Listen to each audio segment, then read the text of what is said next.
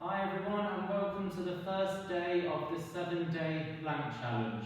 The aim of this challenge is to give you some ideas and some motivation of the types of things that you can do to strengthen your body at home during lockdown while the gyms are closed. The reason I've chosen the plank to focus on in this challenge is because of the importance of strengthening our core muscles. A common denominator amongst a lot of the people who come into my clinic is the fact that they've got such poor core strength that it causes several different problems, whether you're an athlete or not. So these problems might include back pain, knee pain, sciatica and many more as well.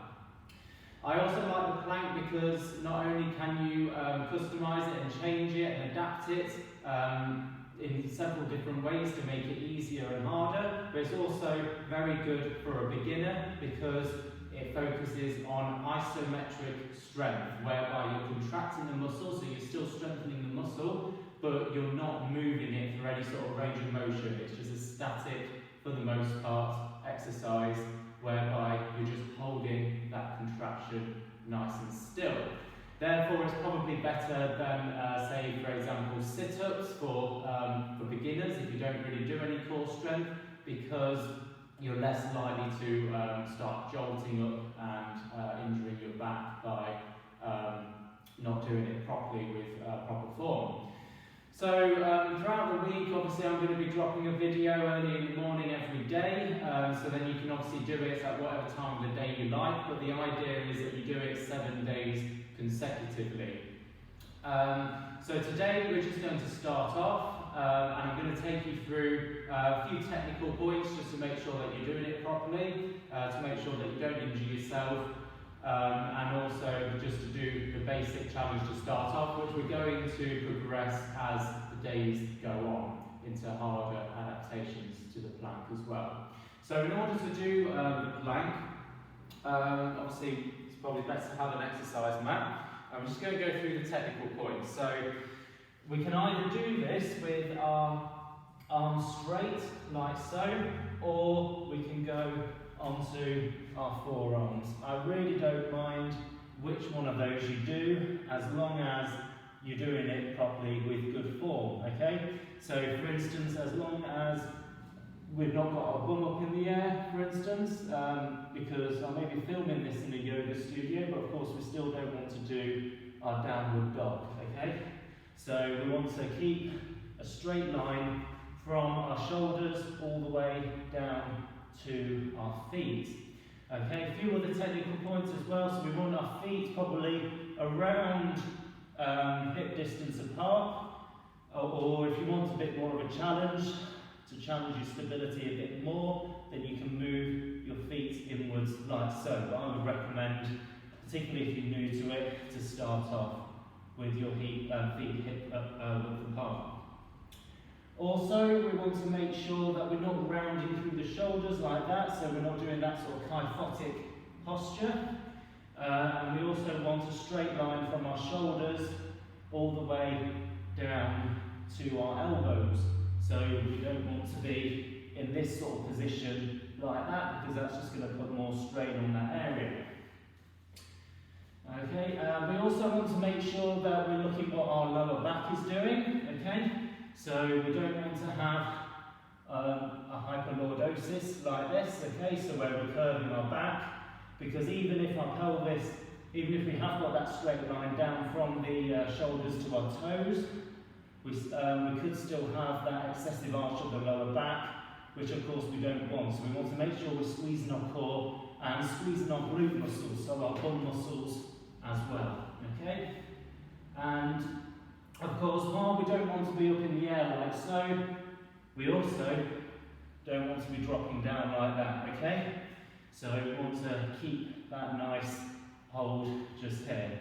I'll just demonstrate as well in the normal position like so.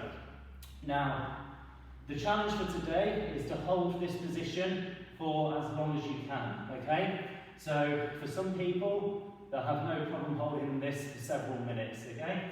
Some of you might only be able to hold it for 30 seconds, and that's okay. Just do as much as you can. So we're going to plank to failure, okay? Now, if you really are struggling, then there is the option to put your knees down like that, okay?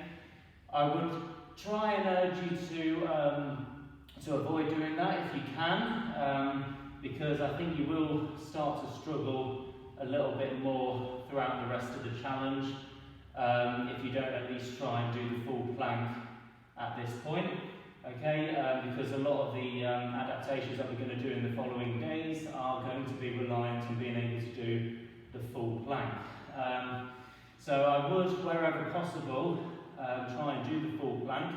Having said that though, if you really are struggling, I would much prefer you to do the easier exercise well than to attempt the harder exercise and do it poorly. So, if by doing the full plank we end up compromising our technique, like in reference to those points I made earlier, so say for example you start doing this, or you start rounding forwards with the shoulders, then of course it's better to do the easier exercise well. Okay, so that's your challenge for today. Just try and hold that plank for as long as you can. Now, I would say if you don't, if you're not able to hold for at least say a minute, then the best thing to do is probably just to hold it for as long as you can. So say you can only do 30 seconds, that's fine. Take a break of about a minute or so, and then just come back to it and do another sort of plank to failure and hopefully get up to that minute, okay? But if you can do a minute or more, then just sort of do it to failure. So it's an easy exercise to fit in. It's literally only going to take a few minutes of your day. Now, how long should we be able to hold it for? I mean, I believe that if you're a runner, for instance, or if you're an endurance athlete, because we're going to have to hold this core contraction for a long period of time, sometimes several hours if you're a marathon or ultra-marathon runner, then really you should have no problem with holding that for a good few minutes, probably several minutes really. Okay, so but the reason why most runners can't do that is because they don't do it often enough. It goes with anything, you know, if you don't practice it, you can't expect to be good at it. So if you just do it little and often, you'll soon see a big improvement, because really you should be able to hold it for a good length of time if you are involved in sports. But then of course it's good for general posture, etc., and general aches and pains and injuries if you're not involved with sport as well. Okay, so please do comment and tell me how you get on with that. It'll be interesting to hear how you do.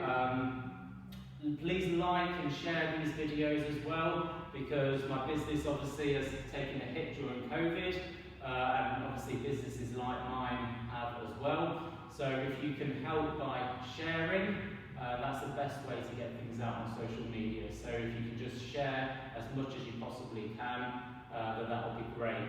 Now, to give you a bit of an incentive, I am doing a prize draw. For anyone who does the 7 days consecutively.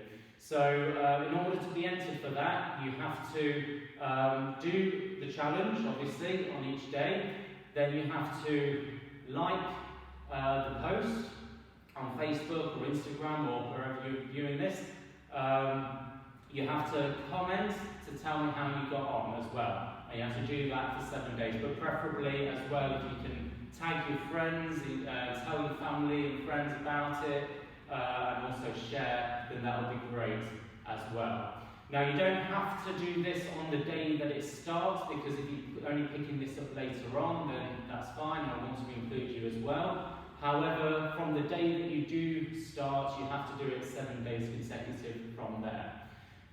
So you'll have up until the end of this month to complete it, and then I'll be doing the prize draw on the 1st of February. Okay, good luck, tell me how you get on, and thanks for watching.